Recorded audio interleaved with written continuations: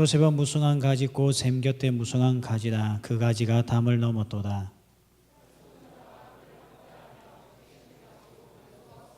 요셉의 하드는 도리어 굳세며 그의 받은 힘이 있으니 이는 야곱의 전능자 이스라엘의 반석이 목자의 손을 힘입었습니다.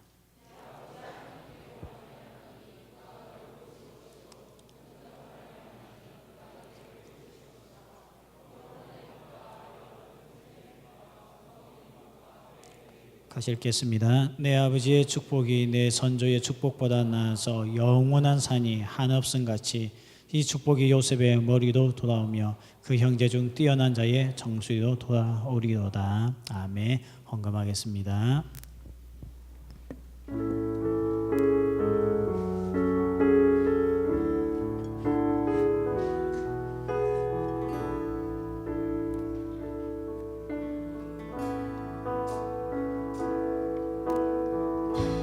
내 구주 예수님 주 같은 분 없네. 내 평생에 찬양하리 놀라운 주의 사랑은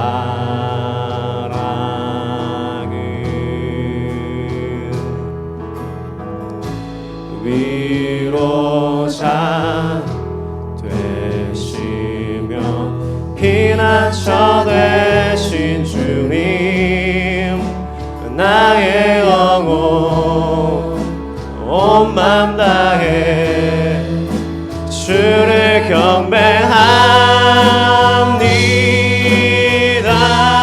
경배합니다. 온 땅이여 주님께 외쳐라.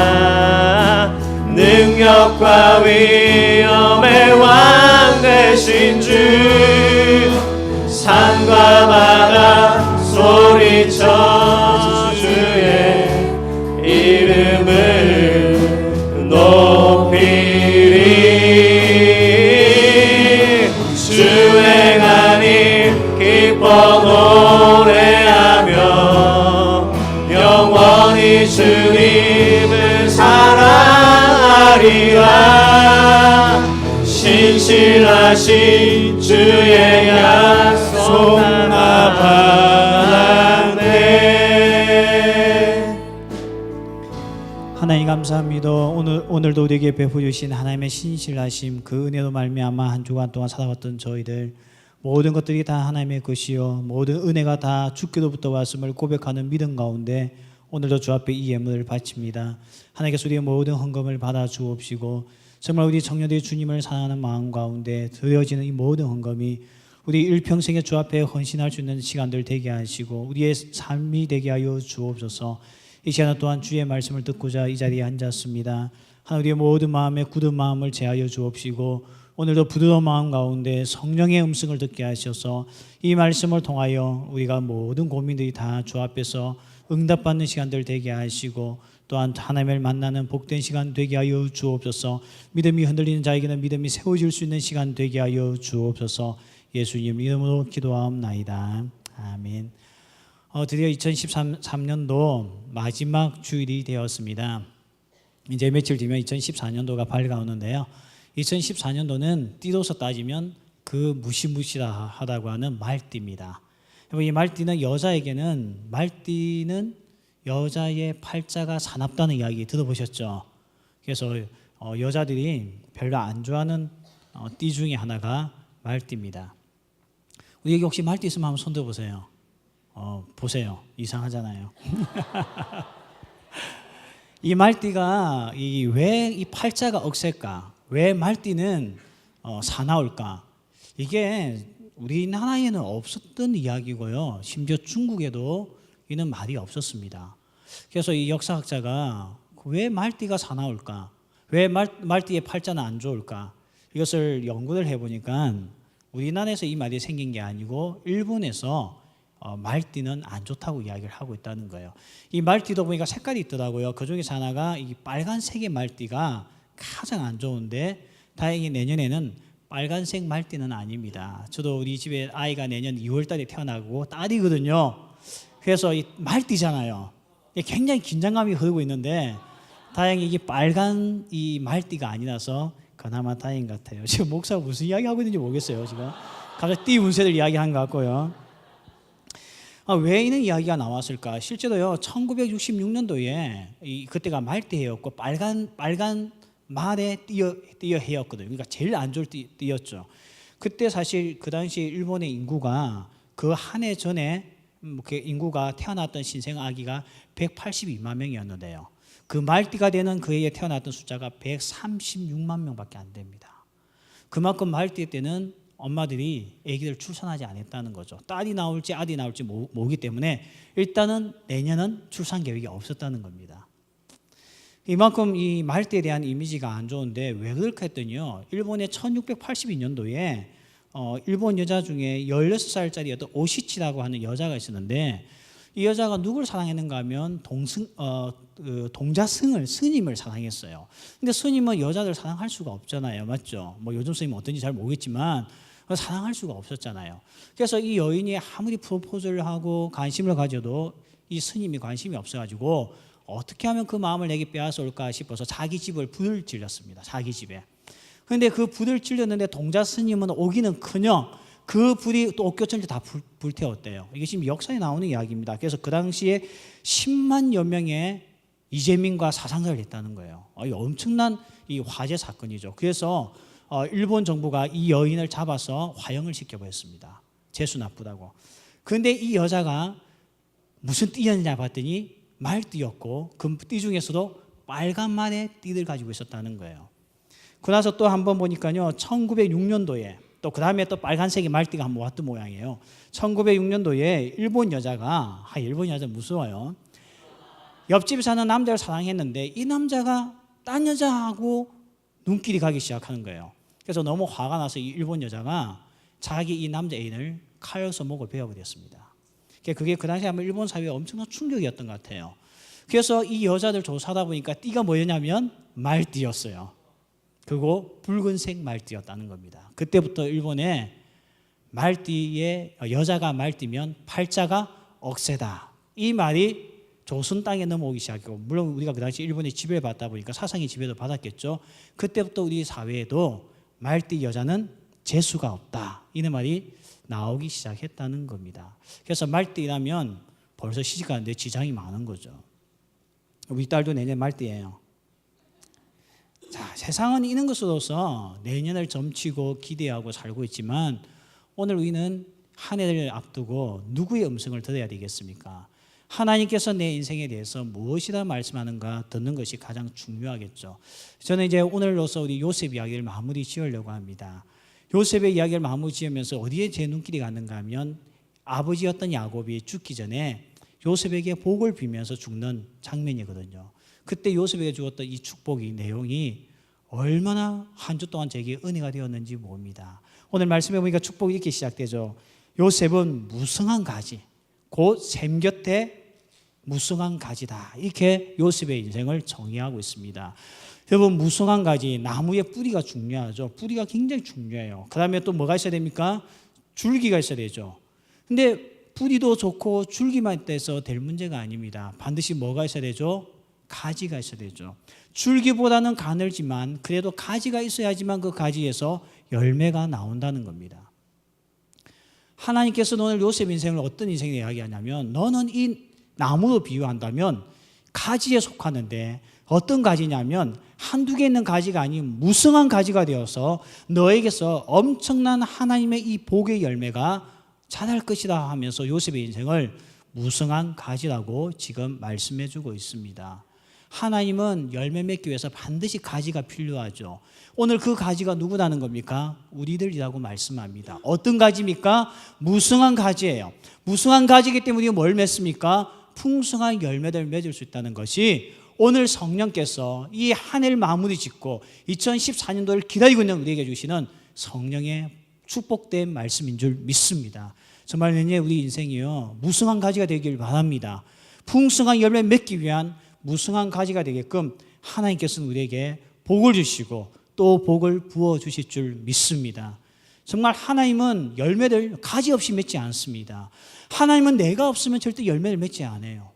나 하나가 무성한 가지가 될 때까지 하나님은 지금도 물을 주고 기다리고 있다는 거예요. 그만큼 하나님은 나 없이 이 세상에 어떠한 복도 주지 않습니다.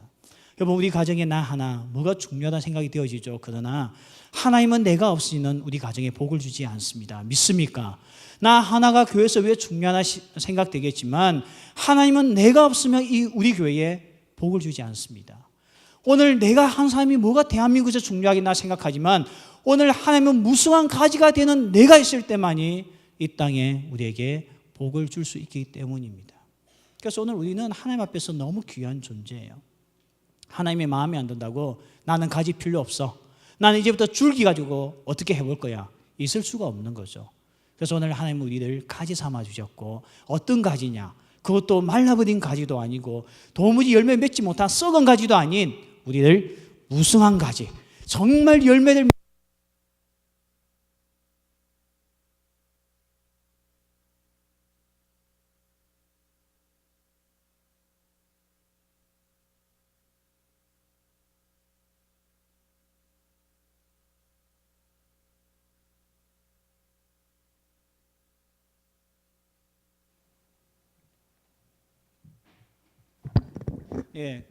어디까지? 오케이. 무성한 가지. 그래서 우리가 하나님은 우리가 이 무성한 가지가 되어가지고요. 이 무성한 가지가 될 때만 열매 맺을 수 있기 때문에 하나님은 우리에게 반드시 무성한 가지가 되는 복을 주실 줄 믿습니다. 그래서 여러분, 정말 우리가 하나님 앞에서 내가 가지가 되었구나, 무성한 가지구나, 내가 이 믿음으로서 한 해를 달려가는 은혜가 있기를 바랍니다. 근데 한번 보십시오. 무성한 가지가 되기 위해서는 뭐가 필요합니까? 가지만 되면 무성해집니까? 그건 아니죠. 공급을 잘 받아야 되죠. 그래서 오늘 보니까 요셉의 인생은 어떤 인생이냐? 샘 곁에 심겨져 있는 무성한 가지입니다. 샘 곁에 있다는 거예요. 이 샘 곁에 있다는 뜻이 뭡니까? 샘은 언제 필요하죠? 여러분, 샘 곁에 있는 나무가 진짜 좋은 나무이구나 하고 느낄 때가 언제입니까? 그것은 가뭄이 왔을 때 알 수 있는 거 아니에요? 평소에는 표가 안 납니다. 그냥 괜찮은 것 같다고 생각이 되어지는데 이 샘에서 나오는 이 뿌리를 내려고 있던 나무가 그것을 먹음을 통해서 어떻게 되는가 하면 나무는 가지가 무성해진다는 겁니다. 샘 곁에 나무, 샘 곁이 뭘까? 우리 옛말에도요, 비빌 언덕이 있어야 산다는 말이 있습니다. 우리 어른들이 자주 쓰죠. 비빌 언덕이 없으면 살지 못하는 겁니다. 오늘 가지가 무성한 가지가 되어서 열매를 맺기 위해서는요, 비빌 언덕이 필요합니다. 그게 뭔가 하면 오늘 성경에서는 샘이라고 이야기하고 있어요. 우리에게 샘이 필요하다는 거죠. 이 은혜가 있어야 된다는 겁니다. 하나님께서 계셔야 된다는 겁니다. 여러분, 이 샘이 뭘까? 우리 한번 말씀을 보겠습니다. 이사야 58장 11절에 보면 이런 말씀이 나옵니다. 같이 읽겠습니다. 자, 시작. 여호와가 너를 항상 인도하여 견고하게 하리니 너는 물된 동산 같겠고 물이 끊어지지 아니하는 샘 같을 것이다. 여호와가 너를 항상 인도하여 메마른 곳에 우리를 두지 아니하고요. 어떻게 한데 됐습니까? 물된 동산 같겠고 물이 끊어지지 아니하는 샘 같을 것이다. 누가요? 여호와가. 오늘 우리를 샘같이 만들어주는 분이 누굽니까? 하나님이라는 거죠. 그래서 오늘 우리 인생이 무성한 가지가 되어야 되고 무성한 가지가 될 때만이 복을 받는데 그 무성한 가지가 되기 위해서 샘이 필요하고 그 샘이 뭔가? 오늘 성경에서는 이사야에서는 하나님이 우리 인생의 샘이다 그렇게 말씀하고 있습니다. 자, 오늘 우리는 복을 추구하는 사람들 아니죠. 세상은 복을 쫓아다닙니다. 그러나 오늘 성경은 복을 추구하는 자들이 아니에요. 우리에게는 이미 복이 왔습니다. 왜냐하면 하나님께서 날 찾아왔지 우리가 하나님을 찾은 거 아니지 않습니까? 그럼 정말 우리의 인생이 샘 곁에 있는 삶, 하나님을 곁에 두고 살아가는 삶을 통해서 이 풍성한 가지, 무성한 가지가 되어서 풍성한 열매를 맺는 그런 은혜가 있기를 바랍니다. 여러분, 우리 곁에 뭐가 있는지가 참 중요합니다. 여러분, 우리 인생을 돌아봅시다. 2013년도에 내 곁에 뭐가 있었습니까? 어떤 사람은 내 곁에 스마트폰이 떠나지 않은 사람들이 있었을 겁니다. 그 스마트폰이 그 많은 시간과 에너지를 투자했던 스마트폰이 나의 가지를 어떻게 했습니까? 무성하게 해줬습니까? 물기가 가득하여서 금방 터질 것 같은 열매 맺을 만한 가지로서 만들어줬습니까? 남는 거 아무것도 없었죠. 어떤 사람은요, PC방을 자기 곁에 두고 살고 있는 사람들이 있습니다. 그 PC방에 생활했더니 많은 시간을 투자했죠. 돈도 투자했을 겁니다. 근데 그것을 통해서 얻었던 열매가 뭐가 있습니까? 어떤 사람은요, 굉장히 욕쟁이들 옆에 두고 사는 사람들이 있어요. 그 삶을 통해서 내가 지내다 보면 내가 공급받을 수 있는 거 하나밖에 없습니다. 욕하는 것밖에 없죠. 내 주변에는 비판하는 사람밖에 없습니다. 그는 비판하는 사람 옆에 있으면요, 나도 할 수 있는 게 비판하는 것밖에 없습니다. 오늘 우리의 삶의 곁에 뭘 두고 살았습니까? 오늘 요셉은 그가 무성한 가지가 되어서 인생을 살았는데, 요셉을 무성한 가지가 되게끔 만들었던 것은 그 옆에 하나님이 계셨다는 겁니다. 요셉은 감옥에서도 하나님과 동행했고 하나님을 찾았고, 그는 정말 노비와 같은 종의 인생을 살 때도 그는 하나님을 곁에 두었던 자였지, 그는 스마트폰을 곁에 두지 않았습니다. 오늘 우리는 도대체 무엇을 곁에 두고 살고 있습니까? 너무나 많은 청년들이 스펙을 곁에 두고 있으면 자기 인생이 무성한 가지가 될 거라고 생각하고 있습니다. 어떤 사람은 좋은 사람을 만나고 좋은 친구를 사귀면 무성한 가지가 되지 않을까 생각합니다. 유익함은 있겠죠. 유익함은 있지만 무성한 가지는 되지 않습니다. 오늘 우리에게 하나님이 곁에 있을 때만이 가능하다는 거죠. 몇백 년 뒤에 예레미야 선지자가 이런 이야기를 했습니다. 거기 보니까 하나님을 곁에 둔 자와 두지 않는 자의 차이점이 나오는 거 있죠. 예레미야 17장 5절입니다. 우리 같이 한 절 읽겠습니다. 자, 시작. 여호와께서 이와 같이 말씀하시니라. 무릇 사람을 믿으며 육신으로 그의 힘을 삼고 마음이 여호와께서 떠난 그 사람은 저주를 받을 것이라. 하나님을 샘으로 여기지 않고 하나님 곁에 있지 않았던 사람은 뭘 받는다 되어 있습니까? 저주를 받는다는 거예요. 그 저주가 뭐냐? 6절에 나옵니다. 그는 사막의 떨기나무 같아서 좋은 일이 오는 것을 보지 못하고 광야 간조한 곳 사람이 살지 않는 땅에 살리라. 이게 하나님을 곁에 두지 않은 삶의 마지막 결과입니다. 반면에 7절에 보면요, 하나님을 곁에 둔 자의 고백이 나옵니다. 한번 읽어보겠습니다. 자, 시작. 그러나 무릇 여호와를 의지하며 여호와를 의뢰하는 복을 받을 것이다. 보세요. 하나님을 곁에 두고 의지하는 자 복을 받는다 했죠. 어떤 복인지 한번 보십시오. 8절에 그는 물가에 심어진 나무가 그 뿌리를 강변에 뻗치고 더위가 올지라도 두려워하지 아니하며 그 잎이 청청하며 가무는 해에도 걱정이 없고 결실이 그치지 아니함 같으리라. 어떤 인생을 원하십니까? 오늘 예레미야가 이야기하였듯이 사람을 믿고 살고 무릇 사람을 믿으면서 사람을 곁에 두고 있으면 내 인생이 잘 될 거라고 생각하고 있습니까? 그런 자는 저주를 받는데요. 오늘 보니까 간조한 곳, 건건한 땅, 사람이 살지 않는 땅에 처할 수밖에 없는 인생이라는 겁니다. 반면에 여호와를 의지하고 하나님을 내 인생의 샘으로 여기고 살아왔던 자들, 그들에게는 이와 같은 물가에 심어진 나무가 그 뿌리를 강건히 뻗치고 어떠한 어려움이 와도 걱정이 없고 결실이 끝쳐지지 않는 인생, 이게 오늘 차이점이 이렇게 크다는 거예요. 2013년도 우리는 무엇을 곁에 두었습니까? 그냥 내가 좋아하는 여자친구 하나 곁에 두면 그렇게 좋아지던가요? 정말 그게 열매까지 이어지고 있던가요? 오늘 우리는 너무나 우리에게 불필요한 것들을 곁에 두고 있으면서도 내 인생에 대한 기대감을 엉뚱한 데 찾고 있다는 것입니다. 정말 우리가 2013년도의 삶을 돌아보면서 2014년도에는 우리의 곁에 두는 것들의 대상이 바뀌는 은혜가 있기를 바랍니다. 우리를 마르지 않게 만드는 하나님 여호와의 말씀이 샘이 되어서 우리 가운데 늘 뿌리에 물을 공급하여서 가지가 무성해지듯이 어떤 환경 가운데서도 무성한 가지로서 살아가는 그런 은혜가 있기를 바랍니다. 르우벤을 보십시오. 오늘 우리가 읽었던 49장에는 야곱이 죽기 전에 축복하는 내용이 나오는데요. 거기 보면 창세기 49장 3절에 보면 장자였던 르우벤에게 주는 이야기가 있습니다. 우리 같이 한번 읽어보겠습니다. 자, 시작.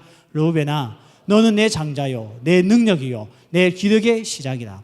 위풍이 월등하고 권능이 탁월하다만. 4절, 물의 끓음 같은 선즉 너는 탁월하지 못하리니 내가 아버지의 침상에 올라 더럽혔음료다. 그가 내 침상에 올라섰도다. 뭘 이야기합니까? 원래 장자는 르우벤이었어요. 원래 무성한 가지로서 부름받은 사람은 르우벤이었습니다. 그래서 그에게 하나님은 뭘 줬습니까? 오늘 말씀해 보니까요, 능력을 줬죠. 기력의 시작이죠. 위풍이 월등하죠. 권능이 탁월하죠. 많은 걸 줬어요. 그러나 그는 하나님을 곁에 두지 않았습니다. 그가 곁에 두었던 것은 정욕이었습니다. 그는 유난히 정욕에 빠져 살았습니다. 얼마나 정욕에 빠져 있었던지 자기의 아버지의 아내였던 자기의 엄마와 강간을 행합니다. 그의 정욕이 곁에 있었거든요. 그래서 르우벤 인생은 어떻게 됩니까? 그는 결국 장자권을 빼앗기게 되고 그의 인생은 결국 추락하는 인생이 되고 말았다는 겁니다. 그러나 요셉을 보십시오. 요셉은 정말 엄마 없이 태어난, 엄마 없이 키워진 아들이었습니다. 엄마가 자기를 낳았지만 엄마의 사랑을 충분히 받지 못하고 떠났습니다. 그는 사랑도 많이 받지 못했던 요셉이었지만 그에게는 누가 곁에 있었습니까? 오늘 그의 샘을 마르지, 그의 나무를 가지를 마르지 않게 하는 샘물 되시는 하나님이 그 곁에 있었다는 겁니다. 오늘 우리가 2014년도에 우리 인생 무엇으로 복을 받겠습니까? 지금도 여러분의 마음 가운데 계획들이 많을 겁니다. 2014년도에 나는 이걸 해야 되겠다, 저걸 해야 되겠다 생각이 많이 있겠지만 우리를 복되게 만들고 우리를 무성한 가지로서 만들 수 있는 것은 하나님밖에 없는 줄 믿습니다. 하나님을 내 곁에 두는 방법이 뭡니까? 어떻게 보면 타종구는요 신을 가까이 두는 게 쉽습니다. 염주알 들고 다니면 신을 가까이 하는 겁니다. 마리아 상을 들고 다니면 신을 가까이 한다 생각합니다. 우리 기독교는요 없습니다. 이게 십자 목걸이요 그거는 아무 관계 없어요. 기독교하고요.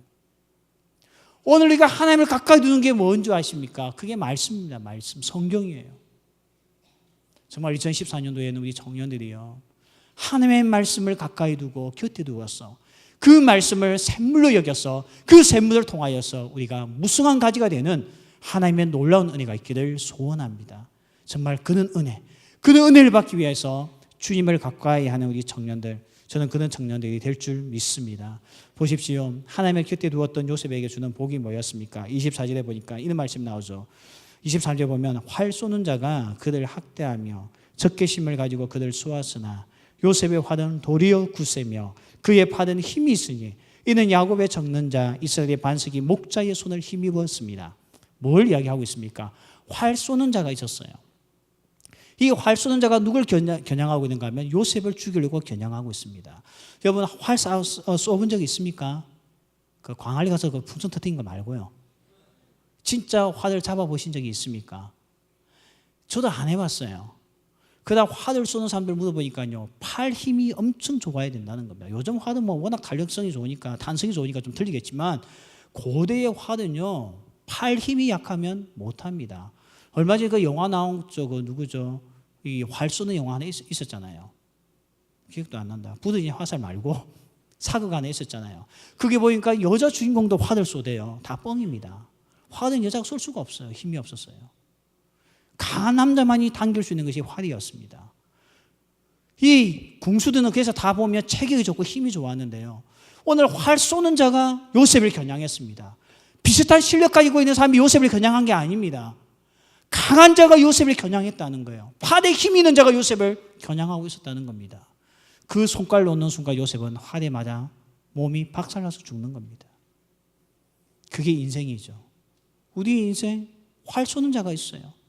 여러분 세상에 나하고 다 만만한 사람들만 있는 줄 아십니까? 어떤 사람 보면 만만한 사람하고만 놀려고 해요. 자기보다 나이 어린 애들하고만 놀려고 하고요. 자기보다 실력 못한 애들하고 놀려고 하고. 근데 세상은 조그만 눈을 돌려보면요 강한 팔에 힘을 가지고 있는 활 쏘는 자들이 꽤 많습니다.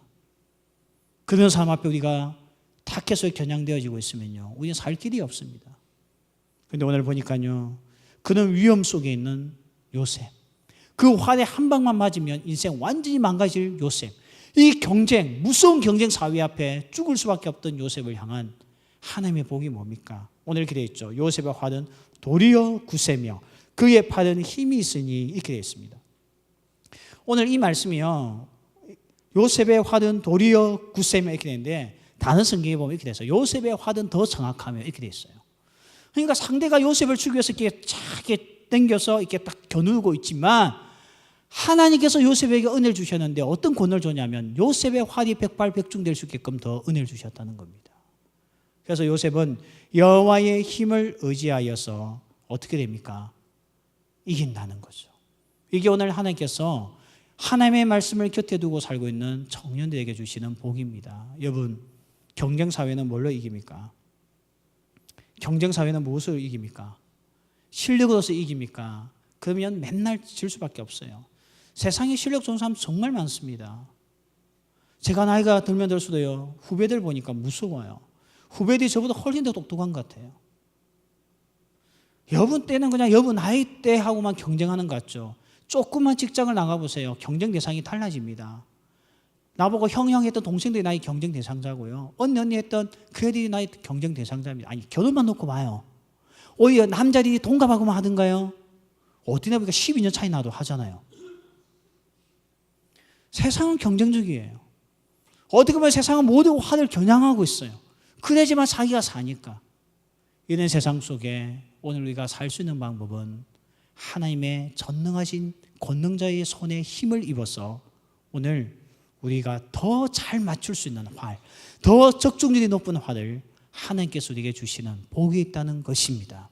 저도 정말 우리 청년들이 2014년도에 이 활을 붙들고 살아가는 은혜가 있기를 바랍니다. 하나님이 주시는 활, 하나님의 전능자의 힘을 입은 활, 이 활을 통하여서 정말 2014년도 우리가 누릴 수 없는 하나님의 큰 복을 받기를 바랍니다. 오늘 보니까 복 내용이 다 나오죠. 내 아버지 하나님께서 말미암아 그가 너를 도우실 것이요 정령자도 말미암아 그가 내게 복을 주실 것이다. 어떤 복이냐? 위로는 하늘의 복과 아래로는 기쁜 샘의 복과 젖먹이는 자의 복과 태의 복이다.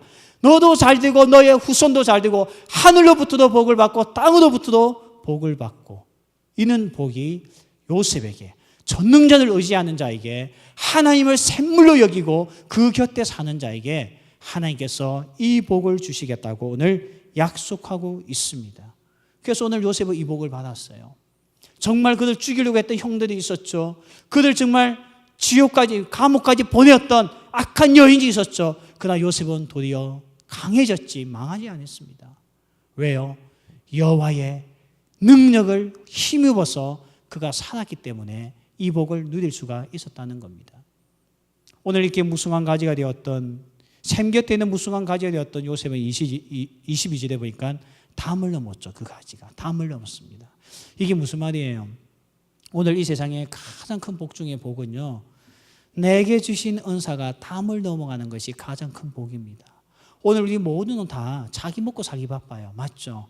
내 하나 잘 되어서 배불리 먹고 잘 살다 그러다가 죽으면 어때? 이렇게 생각하는데, 그는 인생은 기억되어지는 인생이 아닙니다. 여러분, living과 life가 있죠. 영어에서요. 우리나라는 그냥 인생, 삶 이렇게 그 번역을 그냥 삶이라고 하나만 있는데, 영어는 삶을 두 가지로 번역합니다. living 있고 life가 있습니다. living이 뭡니까? living은 우리가 알고 있는 살기 위해서 먹는 게 living입니다. 그래서 돈도 있어야 되고 먹을 것도 있어야 되고 좋은 집도 있어야 돼요. 리빙의 인생이 있는가 하면 성경에서 말하는 여기 삶은요, life입니다. life. 이 life가 누구냐? 내가 생명의 떡이냐고 예수께서 말씀하셨죠. 이 life, 우리는 life를 가져야 돼요. 삶을 가져요. 삶을. 리빙은 짐승들이 하는 거예요. 동물들이 하는 거예요. 그냥 우리 집 강아지는 먹는 것만 주면 그날따라 꼬리 흔들고 난리예요. 우리 좀 비슷한 청년들도 있긴 있지만 이 리빙에 초점을 두고 살고 있는 거예요. 근데 오늘 우리 인생은 마지막에 가면요, 그래 맞다, 나 이제 내일 오늘 죽지, 2시간 뒤에 죽을 텐데 가만히 생각해 보니까 너무 행복한 거예요. 900 갔다 왔던 그 사건들. 그렇지, 내가 죽기 전에 900을 1000번 갔구나. 빕스 한 번만 더 채웠으면 1000번인데 그래도 999번 가봤다? 이걸 리빙이죠. 근데요, 이런 걸로 인생 평가받지 않습니다. 한번 보십시오. 어떤 한 분이 고인이 떠나기 직전입니다. 가가지고 인생 어떻게 살았습니까? 후배들 가서 묻는 거예요. 선생님, 교수님, 9배 몇 번 가봤어요? 교수님, 세상에서 먹어본 중에 제일 비싸고 맛있는 게 뭐였어요? 그런 거 묻지 않습니다. 뭘 묻습니까? 라이프에 묻죠. 라이프. 어떤 인생을 살았냐고. 이번 주 제가 텔레비전을 이렇게 안 보다가, 이번 크리스마스 저녁 때면 의외로 할 게 없죠. 할 거 없잖아요. 이분은 좀 바빠도 크리스마스 당일 되면 별로 할 거 없잖아요. 저도 그날 예배 마치고 집에 와서 오래간만에 텔레비전을 봤습니다. 그랬더니 KBS 9시 이랬어요. 뭘 하고 있었냐면 다큐멘터리 하고 있었는데 여수 애양원에 있는 손양호 목사님이 일대기를 쫙 보여주는 거예요. 여러분 원래 그런 거 잘 안 보죠? 쫙 보여줘가지고 제가 너무 좋아가지고 보면서 참 감동을 많이 받았습니다. 근데 걱정하지 마세요. 우리 6월 달에 여수 애양원 가니까 그때 가서 직접 보면 될 거예요. 근데 이 애양원에 있는 이 손양 목사 일대기를 보면서 제가 정말 무릎을 치면서 감동하고 하나님 앞에서 새벽에 나와서 기도했던 내용이 있습니다. 뭔가 하면요, 손양 목사님이 그 나병 환자촌에서 그 한센병이 걸리는 사람들을 이렇게 목회했잖아요. 그래서 사람들이 막 이렇게 뭐 고름이 떨어지고 진물이 나는데 약도 없죠, 아무것도 없죠, 고통스러워하죠. 그러니까요, 손양 목사님이 가가지고 이 고름을 빼내야 덜 썩을 건데 그 사람들이 무슨 힘이 있어, 손가락도 없고 하니까. 그걸 손양 목사님이요, 그 병실에 들어가가지고 자기 입으로서 고름을 다 빨아냅니다. 제가 그거 보고 나는 저는 목회 절대 하면 안 돼 이렇게 생각했죠. 근데요, 이제 그 손양 목사님은 순교당하고 일본에 의해서 순교당하고 세상을 떠났지만 그날 인터뷰를 했던 그 시대에 살았던 한센병이 걸려 있었던 사람들, 나이가 90이 다 넘었더라고요. 그 중에 한 할머니 인터뷰 내용에 이런 게 있었습니다. 자기의 이 고름을 빨아주고 했던, 고름을 빼줬던 목사님을 기억하면서 눈물을 흘리면서 어떤 이야기하냐면, 자기는 이제 곧 있으면 죽게 되는데 천국을 간대요. 천국에 가면 자기는 두 사람을 만나고 싶대요. 한 분은 예수님을 만나고 싶대요. 한 분이 누군지 아세요? 손양 목사님을 만나고 싶대요. 제가 그 이야기를 듣고요, 제가 하나님 앞에 기도가 나왔습니다. 하나님, 나도 저는 목사 되고 싶어요. 우리 청년들이 나중에 살아서 나는 천국 가서 예수님 만나고 싶고 이승범 목사님 만나고 싶어요. 이렇게 이야기 나와야 될 거 아니에요. 그게 라이프입니다. 담을 넘어가는 인생이었죠. 자기 처자식만 잘 먹고 살겠다고 손양 목사님 집중했다면 어느 누구도 남아있는 후세의 사람들이 천국 가서 손양 목사님을 만나고 싶다는 이야기 절대 안 할 겁니다. 우리 아들 보고 싶어요. 우리 남편, 먼저 떠난 남편 보고 싶어요. 그럴 겁니다. 요셉은요, 그의 인생이 혼자 하나님이 주신 복을 가지고 무성한 가지가 되어서 잘 먹고 잘 살다가 인생을 끝나는 것을 그는 복으로 여기지 않았습니다. 하나님께서 요셉에게 주셨던 복, 하나님께서 오늘 이 땅에 우리 청년들에게 주는 복이 뭔가 하면 담을 넘어가는 복인 줄 믿습니다. 사람들이 기억하는 인생, 사람들이 천국 가서 만나고 싶어하는 사람. 저는 그 일대기를 보면서 내게 얼마나 도전이 되었는 줄 아십니까? 그래, 나도 이렇게 살아야 되겠다. 정말 우리 청년들이 내가 죽고 나서 떠나고 없을 때에 나는 정말 죽어서 나도 천국 간다면 하나님도 만나고 예수님도 만나고 목사님도 만나고 싶어. 담을 넘어가는 인생. 죽어서도 어느 누구도 기억하지 않는 그런 인생이 아닌, 리빙을 위해서 먹고 살다가 끝난 인생이 아닌 라이프의 인생을 위해서 내가 살아야겠다. 이건 사실 나의 다짐이기 이전에, 손나은 목사님의 인생이기 이전에 이것은 하나님이 요셉의 후손이 된 우리에게 주셨던 하나님의 복이었습니다. 근데 오늘 우리는 무성한 가지가 되고 싶어 해요. 풍성한 열매를 맺고 싶어 합니다. 그런데 언제부턴가 우리의 기도 제목 속에, 우리의 비전 속에 담을 넘어가는 꿈을, 담을 넘어가는 하나님의 이 놀라우신 복을 우리는 살그머니 잘라버렸습니다. 넘어가면 안 돼, 내 손해야. 왜 내가 나의 가지가 남의 담에 넘어가 남의 집에다가 열매를 떨어뜨려 줘야 돼? 싫어. 나는 우리 후손들이 있는 우리 자식들에게만 떨구어 줄 거야. 가지를 잘라버리는 세상. 이건 하나님이 원하시는 요셉의 복이 아닙니다. 저는 오늘 이 자리에 모인 우리 모든 청년들이 정말 우리 인생을 다짐할 때에 2014년도에 복을 받기를 원합니다. 그러나 그 복 중에 반드시 잊지 말아야 할 복이, 하나님 2014년도 내 인생 드디어 담을 넘어가는 인생이 되게 하여 주옵소서. 잘 되고 부자 되고 자격증 따서 유명해져서 내 인생 하나 잘 되기 위해서 담 안에 갇혀서 사는 인생이 아니라, 오늘 내 인생 담 너머에 있는 사람들을 위해서 내가 맺은 열매들 그곳에 넘겨줄 수 있는 인생, 그 복을 정말 신년에 주님 앞에 겸허한 마음으로서 구하고 기도하는 청년들 되기를 바랍니다. 또 12월 31일 밤 되고 1일 되면 해 뜨는 데 가서 소원을 빌겠죠. 사람들 뭘 빌까요? 전부 다 무성한 가지가 되고 싶어 합니다. 망하고 싶은 사람은 어디 있어요? 어떠한 환란이 와도 어려움이 와도 다 이겨내고 싶죠. 세상 사람들은 거기까지만 구한다고 한다면 저는 정말 우리 영락교회 청년부 모두가 다 담을 넘은 무성한 가지가 되어서 우리가 혼자 먹고 살 열매가 아니라 이 열매가 담을 넘어 오늘 저 담 너머에 있는 배고픈 자들, 외로운 자들, 괴로운 자들, 슬픔에 빠진 자들에게 넘겨줄 수 있는 은혜가 있기를 바랍니다. 저에게 페이스북에 사진이 하나 올라왔어요.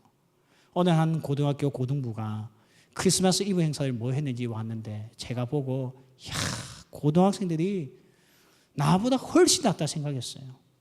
그네들이 크리스마스 이브 날 어디 간 줄 아십니까?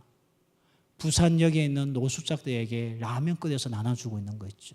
삼각김밥 하나 하고요. 우리는 뭘 합니까? 영화 보고 커피 마시고 밥 먹고.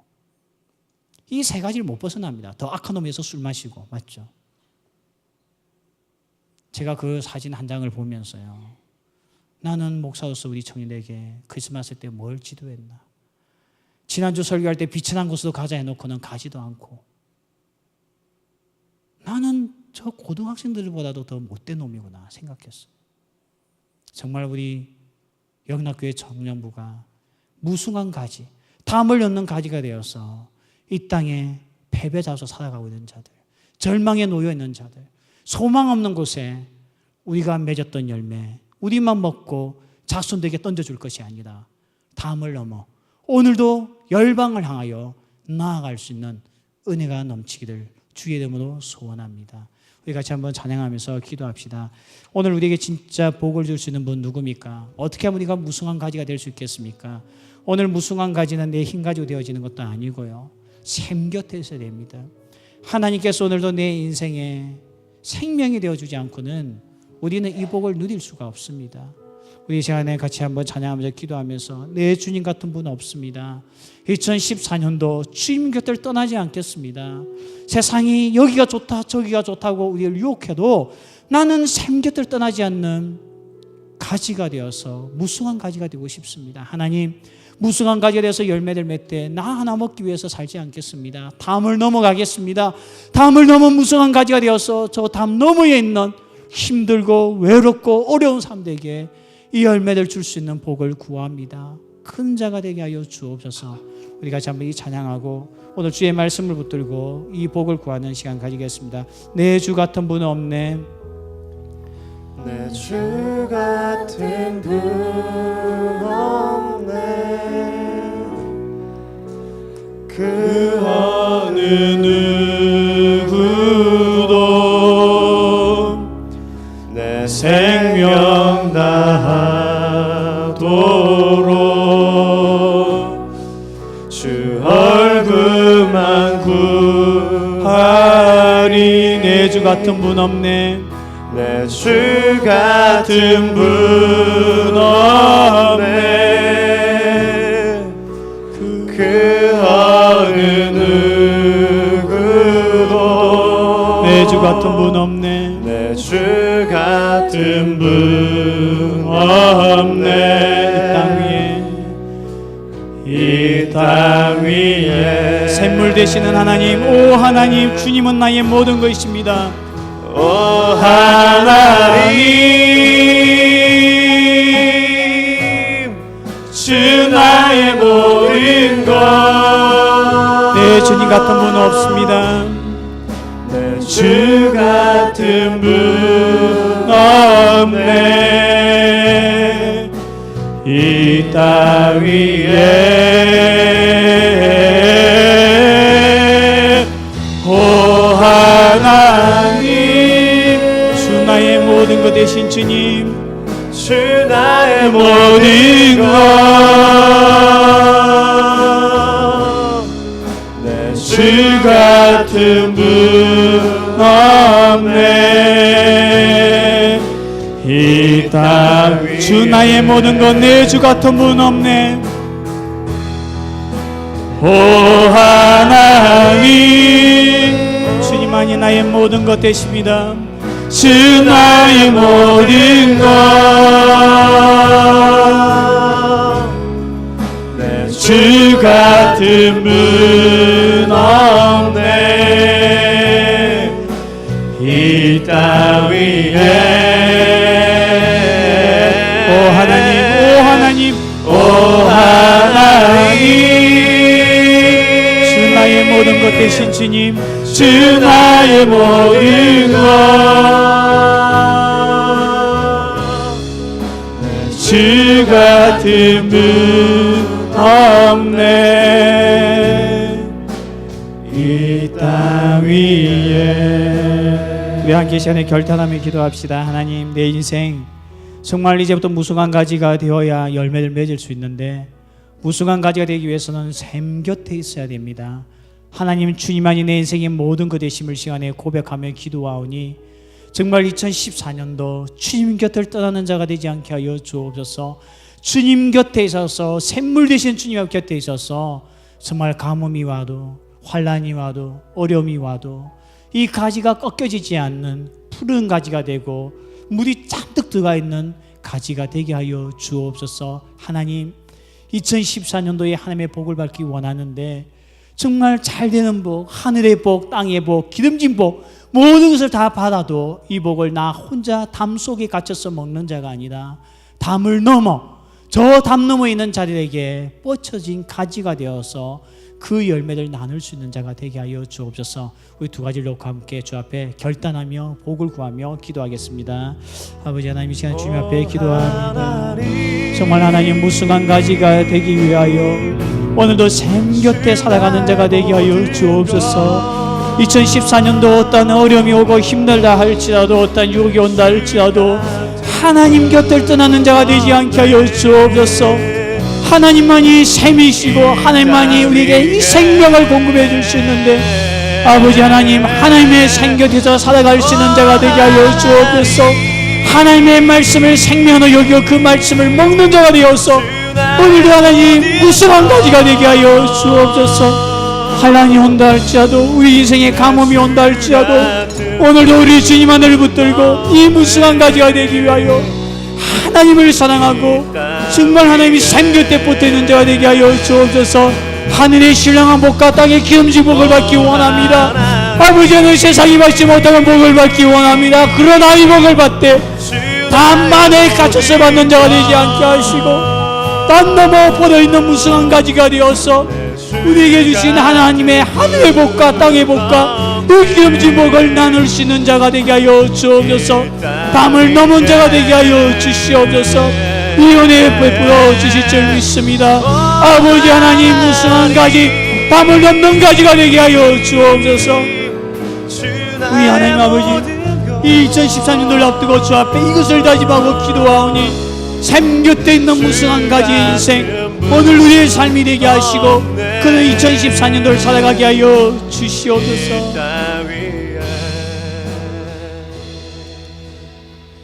주 예수 그리스도의 은혜와 하나님의 사랑과 성령의 교통하심이 무성한 가지가 되었고 그 무성한 가지가 담을 넘어가는 이 놀라우신 하나님의 복을 사모하며 그 복을 받기 위하여 샘 곁을 떠나지 아니기도 다짐하는 사랑하는 모든 청년들 머리 위에 지금부터 영원까지 함께 있을지어다.